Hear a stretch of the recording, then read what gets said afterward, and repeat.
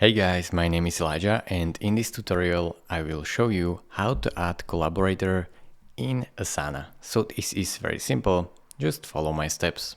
First, navigate to the project section and open up a project that you want to add a collaborator to, and choose a task. So let's say I will choose this third task, and in order to add a collaborator to this task, I will have to go down, and here you can see Collaborators section.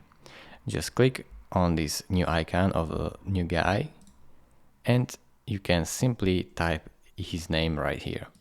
So type the names of the collaborators and simply add them like this. It is really simple. Thank you for watching. If this video was helpful to you guys, subscribe and like this video, and I will see you in the next tutorial. Bye bye.